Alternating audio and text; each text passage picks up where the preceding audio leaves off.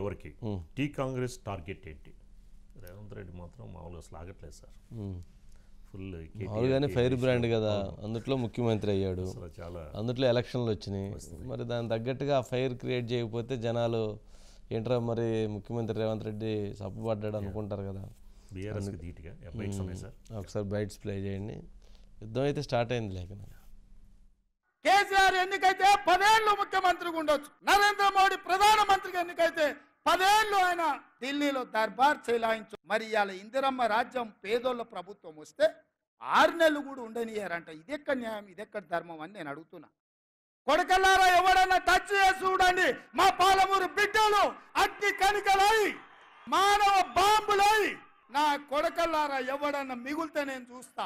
వానో వీనో సందులల్లా సకలగుల పెట్టి ఏదో చేద్దామని ఒక్కనొక్కని పండబెట్టి తొక్కి పేగులు తీసి మెడలేసుకొని ఊరేగుతాం బిడ్డ ఎవడని ప్రభుత్వం మీదకి వస్తే. ఇది ఆసామాసి అల్లాటప్పకు వచ్చిన వాళ్ళం కాదు బిడ్డ. నల్లమల అడవి నుంచి తొక్కుకుంటా ప్రగతి భవన్ లో ఉన్న నిన్ను కంచెలు బద్దలు కొట్టి బజార్లకు ఇచ్చిన బిడ్డను బిడ్డ. ఇక్కడి నుంచి వచ్చినోని తట్ట పని, పార పని, మట్టు పని, ముంబాయి దుబాయ్ వలసలు పోవడే కాదు బిడ్డ. నీలాంటి వాళ్ళని గోతి తీసి బొంద పెట్టేది కూడా మాకు తెలుసు.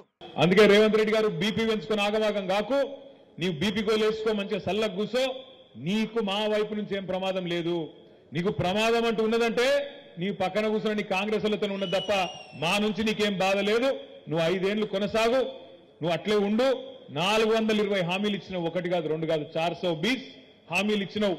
ఆ 420 హామీలు నిలబెట్టుకోకపోతే ఎంబడబడతాం, ఎంటాడతాం, ఇడిచిపెట్టమనే మాట కూడా నేను విజ్ఞప్తి చేస్తా ఉన్నా.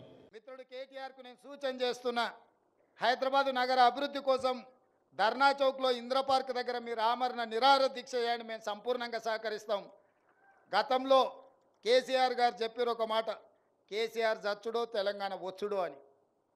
ఇప్పుడు కేటీఆర్ గారు కూడా ఆ స్ఫూర్తిని తీసుకొని కేటీఆర్ చచ్చుడో నగరానికి నిధులు వచ్చుడో రెండిట్లలో ఏదో ఒకటి తేలే విధంగా కార్యక్రమాన్ని తీసుకోవాల్సిందిగా ఆయన దీక్ష కూర్చుంటే మా కార్యకర్తలే కంచేసి కాపాడుతుంది. దానికి మా మైనంపల్లి హనుమంతరావు గారిని పూర్తి బాధ్యత. ఎందుకంటే పోలీసులు గిన మళ్ళీ ఆయనను అర్ధరాత్రి పూట దవాఖానకు తరలించకుండా మా హనుమంతన్నకు ఒకటేందంటే అంతా బాగానే ఉంది, కానీ ముఖ్యమంత్రి గారు ఆ భాష మాట్లాడటం అయితే దాన్ని తీవ్రంగా ఖండిస్తున్నా.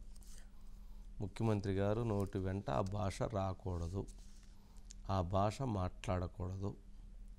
విమర్శించవచ్చు, ఘాటుగా విమర్శించవచ్చు, మరింత ఘాటుగా విమర్శించవచ్చు, కానీ మాట్లాడే విధానం బూతు పదం 2 సార్లు మాట్లాడారు. 2 సార్లు మాట్లాడినటువంటిది ఆ బూతు పదం అయితే మంచిది కాదు. ఎవరైనా తల్లిని అన్నట్లు కదా, అమ్మని అన్నట్లు కదా, అలా ముఖ్యమంత్రి అనకూడదు కదా. ముఖ్యమంత్రి గారే అలా అంటే ఇక కింద వాళ్ళు ఏం మాట్లాడతారు, ఇంకొకరు ఏం మాట్లాడతారు, ఇంకొకరు ఏం మాట్లాడతారు, వాళ్ళకి ఏమి మనం మెసేజ్ ఇచ్చినట్లు. ముఖ్యమంత్రి గారు 4 కోట్ల మంది ప్రజానీకానికి ఆయన బాధ్యులు. వాళ్ళందరినీ ఆయన రిప్రజెంట్ చేస్తున్నారు, వాళ్ళందరినీ ప్రజాస్వామ్యబద్ధంగా ఆయన పరిపాలిస్తున్నాడు. మరి అలాంటి వ్యక్తి నోటి వెంట అలాంటి భాష, అలాంటి పదజాలం అయితే మంచిది కాదు. మరొకసారి అలా మాట్లాడరు అని భావిద్దాం. ఎందుకంటే రాజకీయాల్లో సరే మంత్రులు మాట్లాడారు, వాళ్ళు మాట్లాడారంటే ఓకే, కానీ సీఎం గారు అలా మాట్లాడటం, ఆయన ప్రతిపక్ష నేతగా ఉన్నప్పుడు మాట్లాడారంటే అది వేరు. అధికార పక్షం వచ్చిన తర్వాత కూడా ఇప్పుడు ఈ 3 నెలల్లో 2 నెలలు పూర్తి అయినవి ఇప్పుడు మాట్లాడలేదు, చాలా హుందాగా వ్యవహరించారు. మరి ఎందుకనో ఇప్పుడే ఒక్కసారిగా మాట్లాడుతున్నారు. ప్రతిపక్షం వాళ్ళు మాట్లాడారంటే వాళ్ళ స్థాయి ప్రతిపక్ష నేతల స్థాయి, వాళ్ళ స్థాయి ముఖ్యమంత్రి గారి స్థాయికి రాదు. ముఖ్యమంత్రి గారు ఆదర్శంగా నిలవాలి, కానీ ముఖ్యమంత్రి గారు విమర్శలకి లోను కాకూడదు.